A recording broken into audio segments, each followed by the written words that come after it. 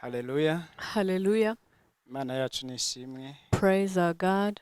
Nongeye gushimira Imana cyane kubw'uyu mwanya mwiza. I thank God for this great time Imana duhaye kugira ngo twongere tuganire ku ijambo ry'Imana. that God has given us that we may share His word. Reka dusenge Imana. Let us pray.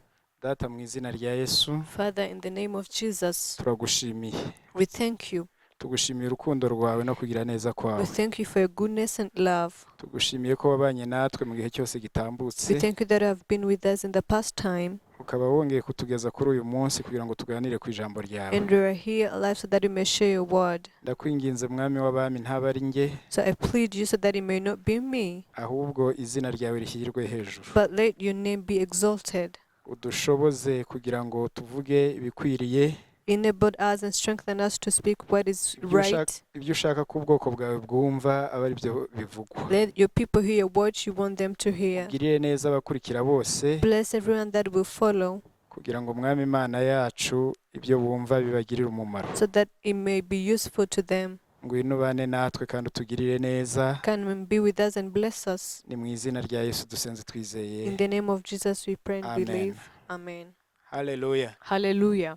Nshimiye Imana kubw'uyu munsi mwiza. I thank God for this good day Imana yaturemeye kugira ngo tuwishimiremo. that the Lord has made for us, so that we may ikaduha n'ijambo rejoice in ryayo it, kugira ngo turiganire. so that we may share His word. Nifuje ko tuganira ku nsanganyamatsiko ivuga ngo The theme of today, ese izina ushaka ko rimenyekana ni irihe? so what name do you want to make it known? Amazina ni menshi. We have many names. Hari amazina yacu dufite ku giti cyacu. We have our own names. Hari amazina y'abatuyobora. There are names of our leaders. Hari amazina y'abo duturanye nabo. There are names of our neighbors. Ariko hari n'izina ry'Imana ikomeye. But there is the name of God. Muri ayo mazina yose uwo ushaka ko yamamara, izina ushaka ko rimenyekana ni irihe? Among all the names that you have, what kind of name that you want to make it known? Ndagira ngo dusome mu Itangiriro. I want us to read in Genesis. Ibice ni 11. It is in the chapter 11, Umurongo duhereye ku murongo wa mbere. from verse 1.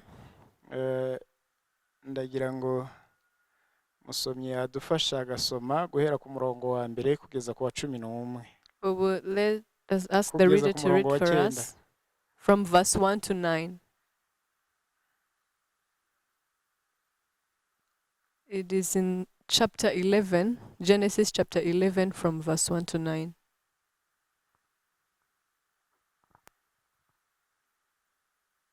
Itangiriro Ibice 11, ibice 11 umurongo wa mbere ugeze ku wa 9. Imana inyuranya indimi z'abantu. Isi yose yari ifite ururimi rumwe n'amagambo amwe. Amagambo amwe. Bagenda berekeye iburasirazuba. Iburasirazuba. Babona ikibaya kiri mu gihugu cy'Ishinari. Barahatura. Yego. Barabwirana bati mureke tubumbe amatafari tuyotse cyane, kandi bagiraga amatafari mu cyimbo cy'amabuye bakayafatanyisha ibumba mu cyimbo cy'ibyondo. Yego. Baravuga bati mureke twiyubakire umudugudu n'inzu y'amatafari ndende izagere ku ijuru, kugira ngo twibonere izina rimenyekana, twe gutatanira gukwira isi yose. Uwiteka amanurwa no kureba umudugudu w'inzu ndende Yego. abana b'abantu bubatse. Uwiteka aravuga ati dore aba ni ubwoko bumwe n'ururimi rumwe. Ibyo ni byo babanje gukora, none nta kizabananira gukora bagishatse. Reka tumanuke tuhahindurire ururimi rwabo, rubemo nyinshi zinyuranye, Yego. be kumvikana. Yego. Uwiteka abatataniriza gukwira mu isi yose, barorera kubaka wa mudugudu. Nicyo cyatumye witwa Babeli, yego kuko ariyo Uwiteka yahinduriyemo ururimi rwabo mu isi bwabo mu isi bose, rukavamo nyinshi zinyuranye, yego kandi ariyo yabakuriyeyo akabatataniriza gukwira mu isi yose. Amen. amen. Imana iguhe umugisha. May God bless you. Udusomeye amagambo meza. You have read for us great Ah. words. Umurongo wa mbere wavuze ngo Verse 1 it says, isi yose yari ifite ururimi rumwe n'amagambo amwe. Now the whole world had one language and a common speech. Imana mu itangiriro imaze kurema abantu yabahaye ururimi rumwe, In the genesis of everything, God gave one language to all ibahereza people, n'amagambo amwe. and He gave them common speech. Ni ukuvuga ngo abantu bose barumvikanaga mu isi yose. It means all over the world, everyone could understand his neighbor. Iyo umuntu yavugaga, umuntu wese ahari ku isi yaramwumvaga. Everyone on the earth had one language. Ariko abantu bararya baranywa barishima baranezerwa kuko bumvikanaga ibyo bavugaga byose. But people drank and got satisfied because they were understanding one another.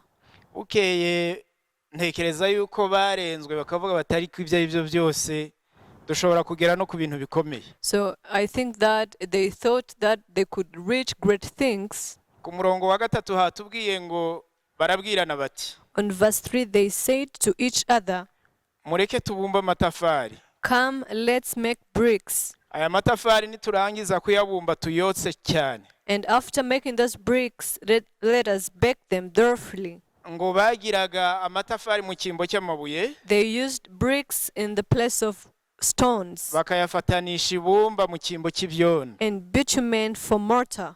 Noneho baravuga bati And they said, mureke twiyubakire umudugudu n'inzu y'amatafari ndende. Come, let us build ourselves a city with a tower Iyi nzu twubaka izagere ku ijuru that reach heavens, kugira ngo twibonere izina rimenyekana, twe gutatanira gukwira hirya no hino. so that we may make a name for ourselves, not be scattered over the face of the whole earth. Abantu bari bamaze kugwira, bamaze kororoka, bamaze kuba benshi mu isi, So the people have multiplied. There were many on earth, ariko bakavuga bati ni impamvu ki dukomeza umwe ngo yigire hirya undi agende hirya. but they didn't want to be scattered. Bati ibyo ari byo byose dufite ubwenge, dushobora kubaka inzu izamutse ikagera ku ijuru. They said, we have knowledge, we know how to build a tower that will reach heavens. Nta mpamvu yo gukomeza kugenda hirya no hino. There is no reason to be scattered all over the earth. Ubwibone buraza, baravuga bati natwe twabishobora, dushobora no kugera ku ijuru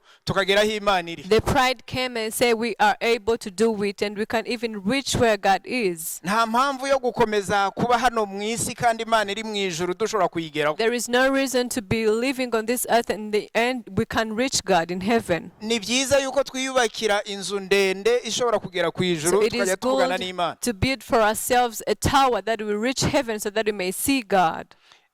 Ngo Uwiteka amaze kubyumva And when the Lord heard of this, asanga ubwibone bwabaye bwinshi mu bantu. he found that there was much pride in people. Asanga ubwibone bumaze gukomera bubaye burarenze. The pride has grown in the hearts of men. Babipanze bazi yuko Imana itabareba itanabumva, They planned not paying attention to God, ariko noneho Imana yarabarebaga kandi yumvaga ibyo bari gupanga. but God was seeing them and he knew their plans. Uwiteka ngo amanurwa no kureba iyo nzu uwo mudugudu bagiye kubaka. And the Lord came to see the tower that they were about to build. Aramanuka asanga abana b'abantu bagiye kubaka. And he came down and found that men were about to build. Ngo Uwiteka aravuga ati aba bantu ni ubwoko bumwe And the Lord said, these people are one ndetse bagira n'ururimi rumwe. and they have one language. Ibyo bagambiriye gukora none ntabwo byabananira mu gihe babishatse. They will reach every plan that they have. abantu bashyize hamwe nta kintu kibasha So kubananira. when people are in unity, they can reach everything that they want to. Iyo wagambiriye gukora uri kumwe na mugenzi wawe mukagambirira gukora nta cyabananira. When you have planned to work with your friend or colleague, you will reach everything that you want to. Ariko iyo mugambiriye gukora icyo Imana idashaka But when you are byabananira ntacyo planning mwageraho. not in the will of God, you will not reach. Ntabwo mwabigeraho na gatoya. You can't reach this plan of yours. Iyo wagambiriye gukora ibyo ugambiriye gukora byose haba mu bwihisho waba wiherereye Imana ibi bireba. Whatever plan you have, whether you are hiding or not hiding, God will see it. Ubumwe abantu bari barubatse, ubumwe gushyira hamwe, gukundana no gushaka gukora ibintu byose bashakaga bashoboraga kubigeraho. The unity, because of the unity people had, everything that they want to do, they were able to reach it. Ariko noneho kubera ko hari igitekerezo cyihishe inyuma y'ubwo bumwe, So because they had a wrong motive, byatumye Imana ibarakarira. that made God angry. Iravuga iti aba bantu ntabwo bagambiriye kumenyekanisha izina ryanjye, And he said, these people are not planning to make my name known, ahubwo icyo bashishikariye no kugira ngo amazina yabo amenyekane. but they want their names to be known. Ibi ngibi rero ntabwo Imana ishobora kubyemera. So God didn't accept this. Tugarutse mu buzima bwo muri iyi si, So when we come back to our normal life, abantu benshi iyo bagikizwa baba bashaka kubaka izina ry'Imana, so when people are saved, they want to make the name of God to be known. baba bashaka kubaka ubwami They bw'Imana, want to build the kingdom of God. baba bashaka kugira ngo izina ry'Imana They rimenyekane. want the name of God to be known all over. Ariko iyo bamaze gushyira hamwe bakumva bakaba hari ukuntu biyumva bafite imbaraga, When they feel like they have reached a great thing, when they feel like they are able, they have strength, bagashaka kwiyubakira izina. they want their names to be known Intego instead. yabashyize hamwe The motive that drove them before, ahubwo bakayishyira ku ruhande bagashaka kubaka izina they put ryabo. it aside and they want their names to be known. Imana ntabwo ishobora kubyemera. So God cannot accept this. Iyo ufite gahunda yo kwiyubakira izina, When you have this plan of building your name, of Imana ntabwo ishobora kubyemera. God cannot accept this to Ntabwo ishobora happen. kubyemera kubera ko umugambi w'Imana ku kurema umuntu He can't accept this plan of yours to happen, because in his plan, when he created a human being, ntabwo ari ukugira ngo bamamaze amazina yabo, it was not for them to declare their names, ahubwo ni ukugira ngo izina ry'Imana rimenyekane. but it was for the name of God to be known. Imana rero imaze kubibona gutyo, So after God saw this, imaze kureba umugambi aba bantu bafite, after seeing the plan of this man that they had, ibona icyihishe inyuma y'ubwo bumwe bafite. and he found the wrong motive that were driving them.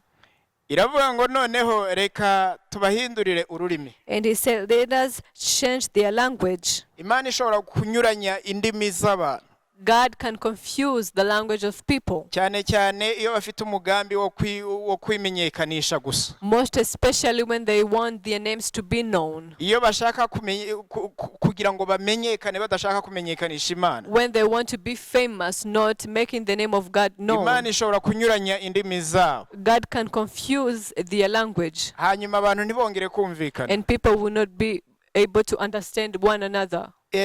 Hejuru yo kugira ngo inyuranye indimi zabo, Beyond of confusing their language, ishobora no kubatatanya, he can even scatter them. ishobora kubatatanya ikabajyana hirya no hino, He can scatter them all over, kugira ngo barorere umugambi wabo utari mwiza ku Mana, for God to stop the plan, kuko baba bataye intego bafite yo kwamamaza ubutumwa because bwiza, they have left the plan of making the good news bashaka to be gusa kugira ngo known. bamenyekane. They want them to be known. Ibi rero ntabwo Imana ibikunda. So God doesn't love this. Imana irashaka yuko dukomeza kubaka ubwami bwayo, God wants us to build his kingdom. irashaka yuko dukomeza kwamamaza izina He ryayo, wants us to make his name known. ntabwo ishaka ngo tumenyekanishe amazina He yacu. doesn't ask to make our names names known. nagiye mbona kenshi abantu bakizwa, I've seen many people being saved. umuntu iyo amaze gukizwa bakamwigisha gusoma Bibiliya, When you get saved and they teach you how to read the Bible bakamwigisha kuririmba, and they teach you how to sing, noneho nyuma akaba dirija wa korari and after he becomes the conductor of the choir cyangwa se akaba perezida wa or korari, president of the choir, akaba ari uzi gucuranga mu nzu and y'Imana, he's the one that plays every instrument in the house of bugacya mu God. gitondo akavuga ngo noneho izina ryanjye rigomba kumenyekana, And in one morning he wakes up and say, I want my name to be known. akaba ari wa mbere yarazindukaga aje kurepeta, Before he would come early in the rehearsal, akazinduka aje mu materaniro, he would come early in the gathering. noneho kubera ko yamaze kumenyekana ashaka kubaka izina rye, So because he is now known and he wants to build his name, agatangira kugenda nk'uko ashaka, and he start to work according his will, ntashake kugenda nk'uko Imana ishaka, not according to the God's will. agatangira kubona abantu bavuga bati nta wundi dufite. He will start hearing people say, we don't have any other person. Ibyo nabyo ntabwo bigera ku baririmbyi gusa, It doesn't reach to the singers only, n'abayobozi b'amatsinda n'abatandukanye nabo even bibageraho. in the leaders of different departments. Umuntu atangira ari umukristo usanzwe, Someone will start being a normal Christian. bamugira umuntu ushobora gusoma ijambo ry'Imana mu nzu y'Imana, And when they appoint him to be the reader in the house of God, nyuma bakamubwira noneho kubwiriza imbere y'abantu, and then when they tell him to go and preach nyuma in front bakamubwira of bati people, noneho uraba umuyobozi wa serire, and then say you will become a cell leader, nyuma akaba umudiyakoni, and after when they become a deacon, hari igihe ubwibone buza akavuga ngo ni njyewe ukomeye. there is a time pride comes and he will start to think that he is greater. Iyo utangiye kubona yuko ukomeye kurusha ubutumwa bw'Imana, So when you're feeling that you're greater than the gospel, iyo utangiye kubona ukomeye kurusha Imana yaguhamagaye, when you're feeling greater than the God who called you, Imana ibasha kunyuranya indimi, God is able to confuse language. Imana ibasha kugutatanya n'abo mushyize hamwe He's able to scatter every one of mu you mugambi umwe wo who kwimenyekanisha. has the same plan of making your names Imana to be ntabwo known. ishaka gusangira icyubahiro n'abana b'abantu. God doesn't want to share his glory with people. Ibyo ushaka gukora byose ugomba kubikora mu cyubahiro cy'Imana. Whatever you want to do, you have to do it by Iyo dusomye glorifying muri his Yesaya name. ibice 42 When we read in Isaiah chapter 42, umurongo wa 8, verse 8, reka adusomere mu cyongereza noneho nanjye ndasoma mu kinyarwanda. we're going to read in English Bible, Isaiah chapter 42, verse 8.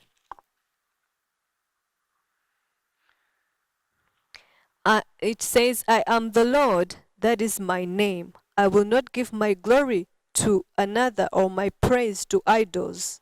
Amen. Amen.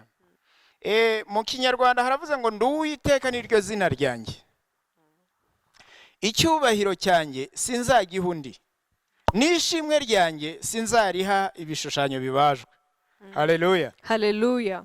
Imana yacu nishimwe. Praise our Lord. Icyubahiro cy'Imana ntabwo ishaka kugisangira n'undi. God doesn't want to share his glory with another person. Icyubahiro cy'Imana irashaka kukimana ubwayo. The glory belongs to God only for him. Nishimwe bashima Imana ntishaka ngo ribe iry'umwana w'umuntu. And every praise that they praise God belongs to him only. Ntabwo ishaka yuko ishimwe ry'Imana urifata ukariha ibishushanyo bibajwe cyangwa undi muntu. He doesn't want to share his praise with idols or another Irashaka person. yuko icyubahiro cyayo gikomeza kuba He icyayo. wants his glory to be for himself only. Ikindakeka yuko nicyo cyavanye Imana mu ijuru ikamanuka kugira ngo irebe aba bantu bashaka kumenyekanisha izina So I ryayo. think this is the reason why God came from heaven to see what people were doing. Yashakaga kumenya impamvu abantu bahagurutse kugira ngo bamenyekanishe amazina yabo. He wanted to know the reason why people wanted to make their name known. Twabisomye hariya mu itangiriro bice 11 murongo wa 4. We have read this in Genesis chapter 11. Ngo mureke twiyubakire umudugudu n'inzu y'amatafari ndende izagere ku ijuru. When people say, let us build for ourselves a tower of bricks that will reach heavens, kugira ngo twibonere izina rimenyekana. so that we may make a name. Ntabwo bigeze bavuga ngo kugira ngo tubonere Imana izina rimenyekana. They they didn't say that we want to make the name of God known. bashakaga kuvuga ngo turashaka kwibonera izina rimenyekana mu isi. They want to build their names. Imana rero kuko ntabwo ni umutunzi w'imbabazi. So because God is merciful, ngira ngo umuntu yaba yabumbye inkono cyangwa yakoze ikindi kintu, if you have made a pot or something else, noneho ukazinduka rimwe ugasanga ibyo wabumbye birakubwiye biti turashaka kwiyubakira izina, and one morning you find that what you have made are telling you that they want to umuntu build nta their kindi yabikora names. usibye kubisenya. So nothing else you will do except to distract them. Nubwo waba ufite itungo noneho ugasanga rigize ububasha bwo kuvuga, Even though you possess an animal and you find that it is able to speak to you, bugacya ugasanga ngo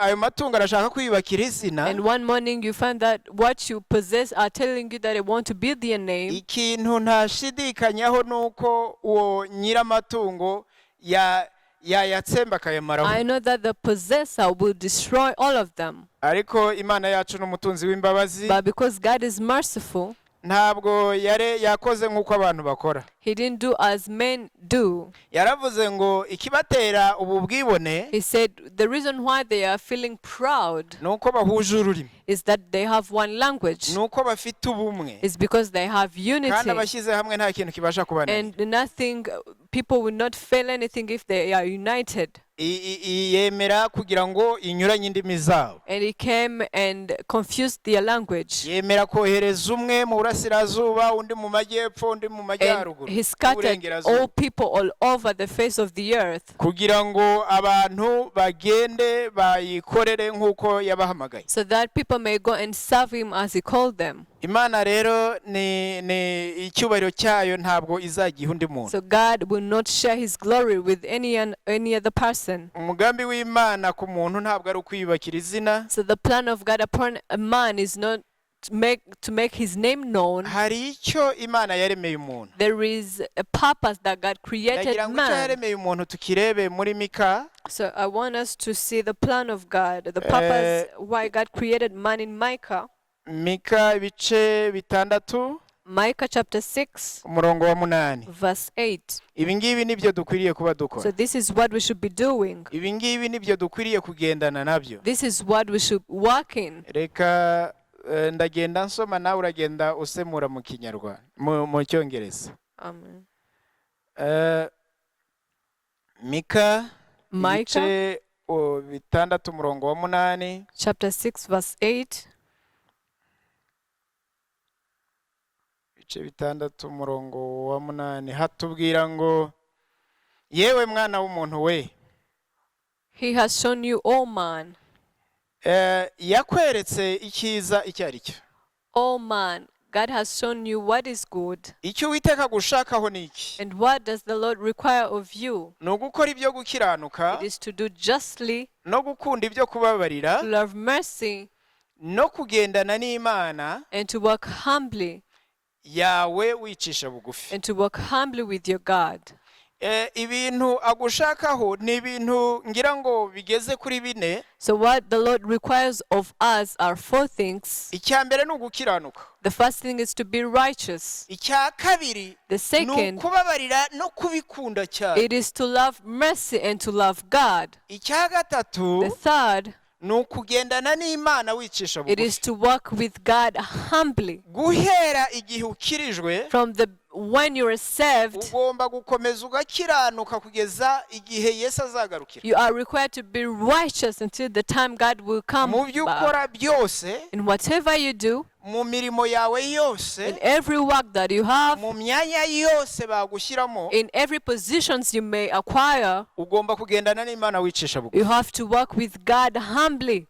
Haba mu gusenga, In prayer, haba mu buririmbyi, in singing, waba uri umushumba, in pastoring, ugomba kugendana n'Imana you wicisha. have to walk with God humbly. Ariko umwanzi Satani But the devil, adushyiramo ubwibone kugira ngo Imana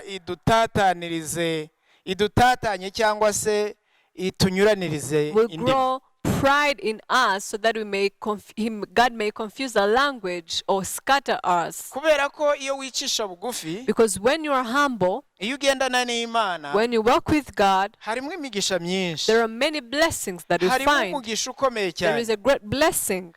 Ijambo ry'Imana rirambwira ngo ni muri Timoteyo wa gatandatu wa mbere ibice bitandatu umurongo wa gatandatu, The word of God says in 1 Timothy chapter icyakora 6, kubaha Imana when you obey God iyo gufatanije no kugira umutima unyuzwe with having a satisfied, contented heart, bivamo inyungu nyinshi, we have many benefits. haba harimo inyungu nyinshi. There is a lot of benefits. Iyo ugenda wicisha bugufi When you work humbly ukubaha Imana, and obey God, Imana ni ukuri havamo inyungu we nyinshi, find many blessings, we find benefits, harimo inyungu zitagereranywa. we find a lot of benefits. Ibyo byanditse muri Timoteyo wa mbere ibice bitandatu umurongo wa It is gatandatu. written in 1 Timothy chapter 6.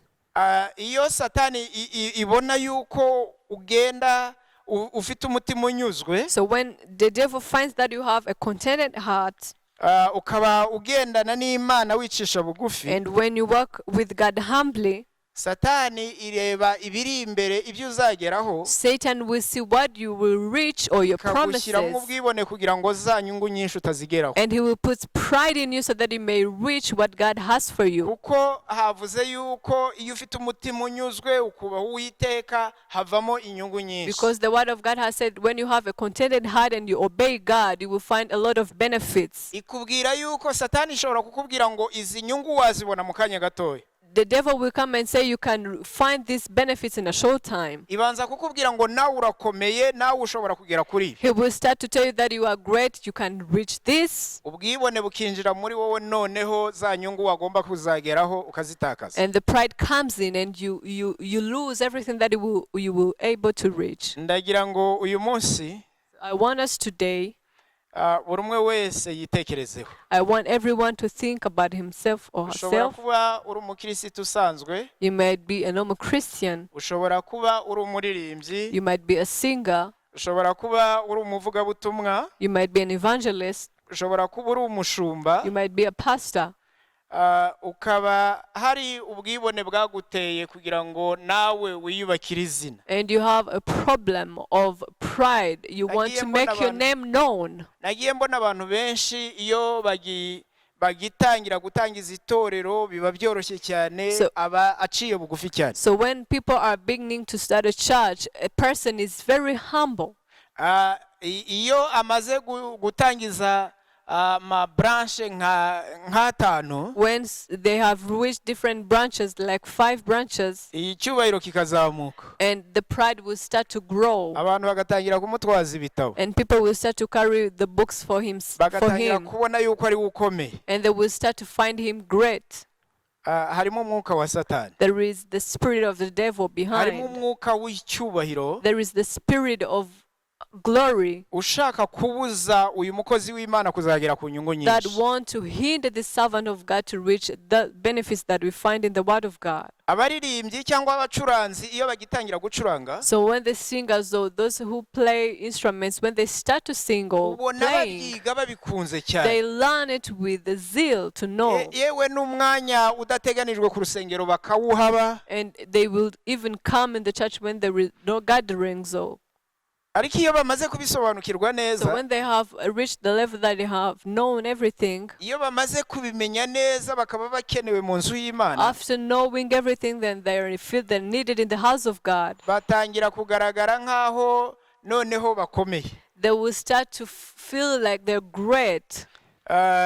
Bagatangira kuvuga ngo hariya bampaye amafaranga makeya sindi bugeyo. And they will start to say, they pay me not much salary, I won't go Ibyo there. nabyo ntibiba gusa ku bacuranzi cyangwa abaririmbyi, This doesn't happen only to singers or to instrumentalists bijya biba only. no ku bavugabutumwa. The same applies to evangelists. Umuvugabutumwa uzi kuvuga ubutumwa abantu bakumva bagasobanukirwa, If you are able to preach and people understand, kugira ngo umugereho bikaba ari ibintu bikomeye for cyane. you to reach him, it's very difficult. Wamubwira utuzaze kuvuga ubutumwa uyu munsi cyangwa se iki gihe runaka, If you invite them to come and preach at such time, abantu utaramugeraho abantu bakakubwira bati niba utaragiyeyo mbere y'amezi 3 ntabwo uzamubona. So the people will start to say, if you didn't go to invite them before 3 months, you will not be able to find him. kandi nawe akabyumva kumva ari uko nguko. And yet he feels that way.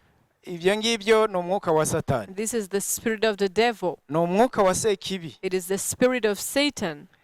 Mwene data niba uri muri abo ngabo So, ukwiriye guca bugufi My ukagera brother, nk'uko if Imana you're ishaka. among this team of this group of people, you have niba to be uyu munsi humble. unyumva ukwiriye guca bugufi ukavuga ngo nahamagawe n'Imana, If you're listening to me, you have to say, I have been called by kandi God. Imana niyo yanshoboje kugera ku byo ngezeho. God has enabled me to reach what I have Imana now. niyo yampaye iri jwi ryiza. Is the one that gave me this good voice. Imana niyo yampaye kumenya gucuranga. Is the one that taught me how to play. Imana niyo yampaye kumenya kuvuga ubutumwa Is bwiza. the one that taught me how to preach the gospel. Imana niyo yampaye kumenya ijambo ryayo. Is the one that taught me his word. Imana niyo yanshyize kuba umuyobozi w'iri torero. Is the one that made me the leader of this church. Imana niyo yangize kuba umuyobozi w'iyi paruwasi. He's the one that made me to be the leader of this parish. Mu byo nkora byose In whatever I do, nkwiriye guca bugufi, I have to be humble. nkwiriye